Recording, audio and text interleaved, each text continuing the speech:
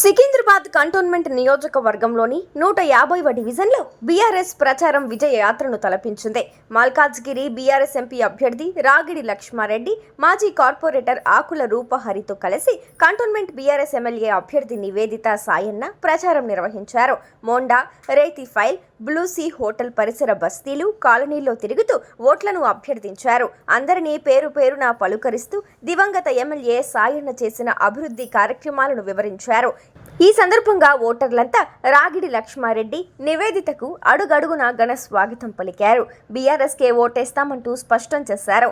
Malkajgiri MP అభ్యర్థి రాగిడి లక్ష్మారెడ్డి మాట్లాడుతూ cantonment MLA అభ్యర్థి నివేదిత సాయన్న గెలుపు తథ్యమన్నారు. ఎమ్మెల్యేతో పాటు ఎంపీ ఎన్నికల్లోనూ గులాబీ జెండాను రెపరెపలాడించాలని ఆయన కోరారు.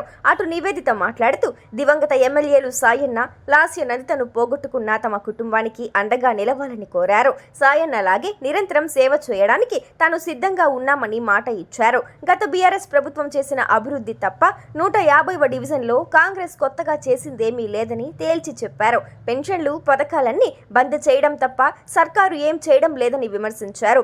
బీఆర్ఎస్ తోనే అభివృద్ధి సాధ్యమని నివేదిత స్పష్టం చేశారు. కంటోన్మెంట్తో పాటు మల్కాజ్గిరి ఎంపీ ఎన్నికల్లో గులాబీ జెండాను గెలిపించాలని అందరికీ విన్నవించారు. ఈ ప్రచారంలో స్థానిక బీఆర్ఎస్ అధ్యక్షులు ఆకుల హరితో పాటు సీనియర్ నాయకులు నరసింహ ముదిరాజ్, సుజన్, దాసరి కర్ణకుమార్, నారాయణ, భవానీ, సువర్ణ, అనిత, మాధురి, చిత్రలేఖ తదితరులు పాల్గొన్నారు. జై